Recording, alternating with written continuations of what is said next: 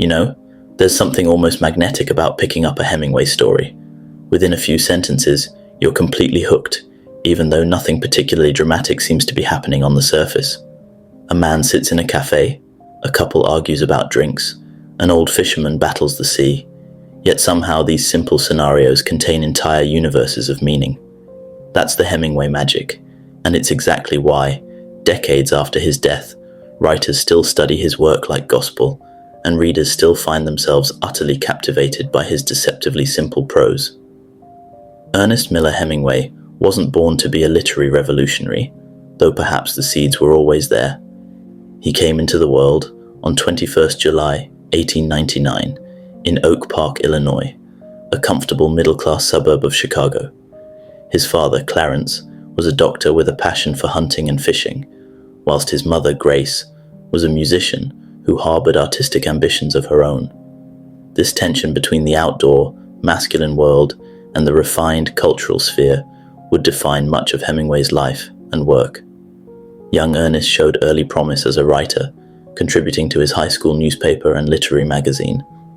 But what really shaped his worldview was his decision to skip university and jump straight into journalism, working for the Kansas City Star. This wasn't just a career choice, it was an education in the power of concise, direct communication. The Star's style guide demanded short sentences, vigorous language, and absolute clarity. These principles would become the foundation of everything Hemingway wrote afterward. But it was the First World War that truly forged Hemingway the writer. Unable to enlist due to poor eyesight, he volunteered as an ambulance driver with the Red Cross and was stationed on the Italian front. At just 18 years old, he was severely wounded by mortar fire, spending months recovering in a Milan hospital. This experience of violence, suffering, and the arbitrary nature of survival would echo through his work for the rest of his life. After the war, Hemingway joined the expatriate community in Paris, where he worked as a foreign correspondent and began crafting the short stories that would make his reputation. These were the years when he developed his famous iceberg theory, the idea that the surface elements of a story should reveal only a small portion of the whole, with the larger meaning residing beneath, unstated but powerfully felt. His first major success came with The Sun Also Rises in 1926, a novel that captured the disillusionment of the lost generation with devastating precision. Here was a new kind of writing, spare, honest, emotionally complex, without being sentimental. The characters spoke in clipped, realistic dialogue that revealed more in what they didn't say than in what they did. But why do we still admire Hemingway's writing so intensely? What is it about his particular approach to storytelling that continues to captivate readers and influence writers nearly a century later? First, there's the revolutionary simplicity of his prose. In an era when literary writing was often ornate and overwrought, Hemingway stripped language down to its essentials. He understood that the most powerful emotions often express themselves in the simplest words. When he writes, "The world breaks everyone, and afterward many are strong at the broken places," the impact comes not from fancy vocabulary, but from the stark truth of the observation. This wasn't dumbing down, it was distilling. Hemingway had studied the masters, absorbed their techniques, and then consciously chose to do something radically different. He proved that complexity of thought and feeling didn't require complexity of expression. In fact, he demonstrated that simple language could carry more emotional weight, precisely because it didn't get in the way of the reader's experience. There's something else that makes Hemingway's writing so admirable, his absolute commitment to showing rather than telling. He never explains how his characters feel. Instead, he shows us their actions, their dialogue, their gestures, and trusts us to understand the emotional undercurrents. This respect for the reader's intelligence creates a kind of partnership between writer and audience that's deeply satisfying. Take the famous ending of A Farewell to Arms, where Frederick Henry walks back to his hotel in the rain after Catherine's death. Hemingway doesn't tell us about grief or loss or the meaninglessness of war. He simply writes, "I walked back to the hotel in the rain."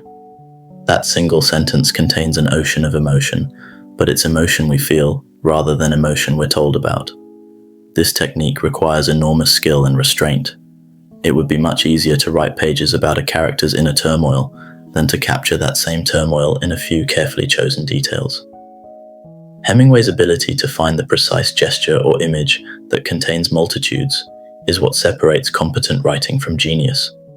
His dialogue, too, revolutionized how characters could speak on the page. Hemingway understood that real people rarely say exactly what they mean, especially when they're dealing with important emotions. His characters talk around their feelings, use subtext and implication, leave crucial things unsaid. This creates a tension and realism that makes every conversation crackle with unspoken meaning. Consider the couple in Hills Like White Elephants, discussing whether to have an abortion without ever using the word. The entire story consists almost entirely of dialogue, yet by the end, we understand everything about their relationship, their different perspectives, and the choice they're facing. That's masterful storytelling disguised as a simple conversation over drinks. There's also something deeply modern about Hemingway's understanding of trauma and its effects. Long before PTSD was officially recognized, he was writing about shell shock, survivor's guilt, and the way violence changes people permanently. His characters carry invisible wounds that shape every aspect of their behavior, and he portrayed this psychological damage with unprecedented honesty. This connects to another reason we admire his work. Hemingway wrote about masculinity in crisis long before anyone was talking about toxic masculinity or emotional intelligence. His male characters struggle with expectations of stoicism and strength whilst dealing with very real vulnerability and pain. They're not traditional heroes. They're flawed human beings trying to maintain dignity in impossible circumstances. The famous Hemingway hero, stoic, brave, graceful under pressure, isn't actually heroic in a conventional sense. These characters lose more often than they win, but they maintain their personal code of behavior regardless of outcome. There's something deeply appealing about this approach to character, especially in our current moment, when traditional notions of success and failure feel increasingly meaningless. His writing about war deserves particular mention. Hemingway understood that the real story of conflict isn't found in grand strategic movements or patriotic speeches, but in the small, human moments that reveal what war actually does to people. He showed us that heroism might just be getting through another day, that courage often looks like admitting you're afraid. What makes this particularly powerful is how Hemingway wrote from direct experience. He wasn't imagining what war felt like. He'd been there, been wounded, seen friends die. This authenticity infuses every line with credibility that's impossible to fake. When he writes about fear or loss, or the camaraderie that develops between people facing death together, you believe every word because he lived it. The influence of his journalism background cannot be overstated. Hemingway approached fiction with a reporter's eye for significant detail and distrust of unnecessary embellishment. He understood that the most powerful truths often hide in plain sight, in the apparently mundane details that reveal character and situation. A character's choice of drink, the way they hold a cigarette, what they notice in a room. These seemingly small observations carry enormous weight in Hemingway's hands. His sense of place is equally remarkable. Whether he's writing about Paris cafes, Spanish bull rings, African safaris, or Cuban fishing boats, Hemingway captures not just the physical details, but the emotional atmosphere of locations. He understood that setting isn't just backdrop, it's another character in the story, shaping mood and meaning in subtle but crucial ways.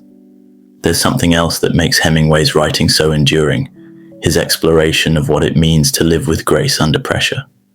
This concept, often called grace under pressure, became central to his worldview and his fiction. It's not about being fearless, it's about acknowledging fear whilst continuing to act with dignity and purpose. This philosophy resonates particularly strongly in our current moment of uncertainty and anxiety.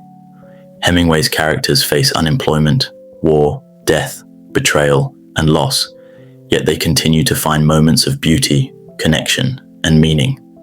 They teach us that life's value isn't measured by its length or its ease, but by how we choose to live it regardless of circumstances. The tragic irony, of course, is that Hemingway himself struggled to maintain this grace in his personal life. His battles with depression, his complicated relationships, his eventual suicide, all of this adds complexity to our admiration of his work. But perhaps it also makes his artistic achievements more remarkable. He created characters who could do what he himself sometimes couldn't, find a way to keep going when everything seemed hopeless. His influence on subsequent writers has been enormous, sometimes to the point of parody.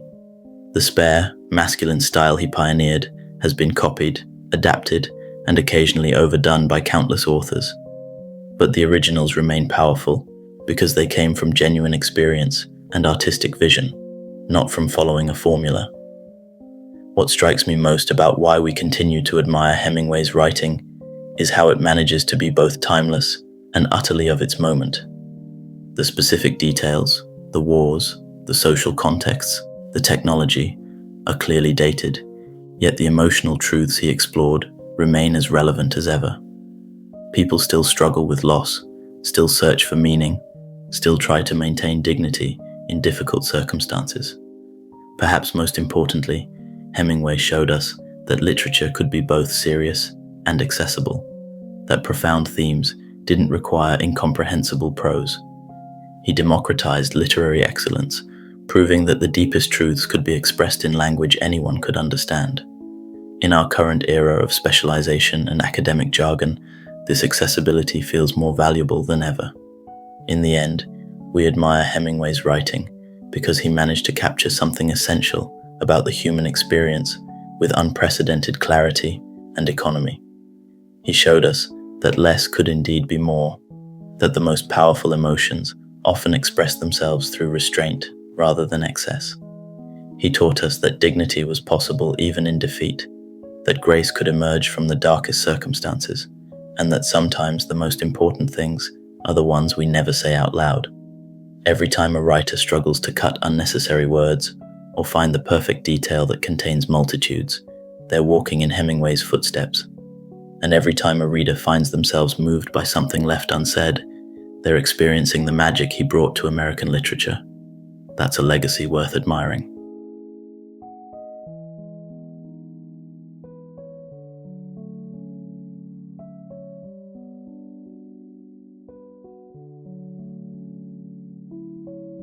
That is it for today.